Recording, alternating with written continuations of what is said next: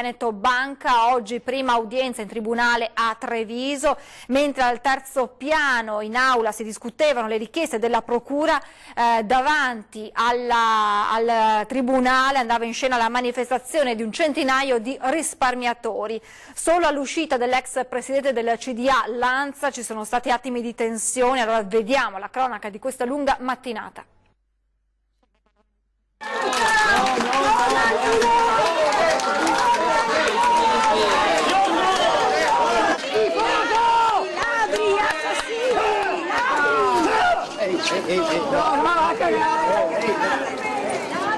Sono passate da pochi minuti le 11, dal Palazzo di Giustizia di Treviso, dove si è appena conclusa l'udienza per il crack di Veneto Banca, esce l'ex presidente del CDA della Popolare, Massimo Lanza.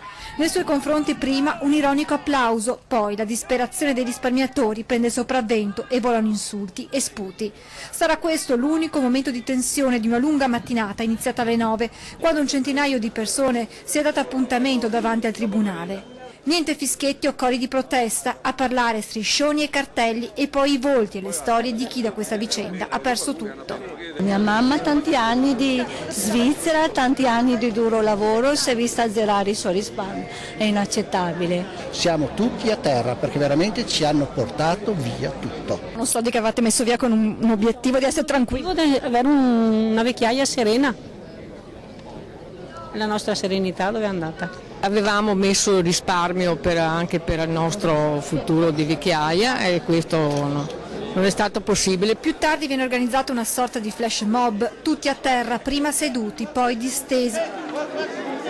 Presenti anche l'ex sindaco di Spresiano Riccardo Missiato e l'attuale primo cittadino di Cornuda Claudio Sartone. Esserci per testimoniare, dobbiamo essere responsabili dei nostri risparmi come cittadini perché ci hanno rubato anche la dignità. La mia comunità ha perso 32 milioni complessivamente, però le vicende che io ho sentito, le storie di tanti risparmiatori, è chiaro che hanno richiamato la mia attenzione. Tra l'altro sono un piccolo risparmiatore anch'io. Le notizie che arrivano dal Palazzo di Giustizia non sono quelle sperate. Per questi e altri risparmiatori bisognerà ancora aspettare, ma loro non si fermano, pronti a tornare a manifestare. Questa dunque è la cronaca di quanto accaduto fuori dal Tribunale. Dentro invece la proposta della Procura di riconoscere lo stato di insolvenza di Veneto Banca al momento della liquidazione. Tutto rinviato, il giudice Antonello Fabro si è riservato di decidere. La vicenda del crack Veneto Banca entra in aula al Tribunale di Treviso. Alle 9:30, terzo piano l'udienza, sul tavolo la richiesta della Procura di dichiarare lo stato di insolvenza dell'istituto al momento della liquidazione del giugno dell'anno scorso. Se questo venisse accettato potrebbe di fatto aprire il processo per la bancarotta e allontanare lo spettro della prescrizione che spaventa tanto i risparmiatori. Ma l'ipotesi di insolvenza viene respinta sia dall'ultimo consiglio di amministrazione presieduto da Massimo Lanza, oggi in aula, sia dai liquidatori. Nella memoria redatta infatti si sostiene che al 25 giugno 2017 la banca era in crisi ma non poteva definirsi insolvente. Punti diversi che dovranno ora essere valutati dal giudice.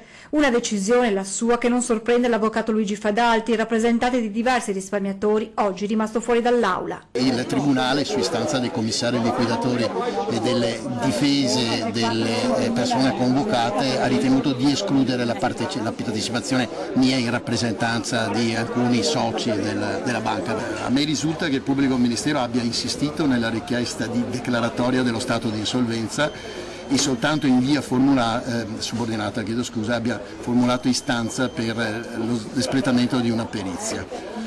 Posso ritenere che il Tribunale disporrà la perizia, mi sembrerebbe una soluzione assolutamente di buon senso.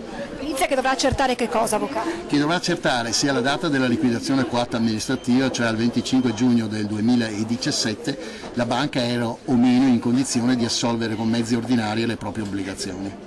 Intanto non è stata ancora fissata la data della prossima udienza. Ho anche motivo di ritenere che il pubblico ministero formulerà, per quanto riguarda il procedimento pervenuto da Roma, la richiesta di rinvio a giudizio prima del periodo di sospensione feriale, quindi entro il mese di luglio.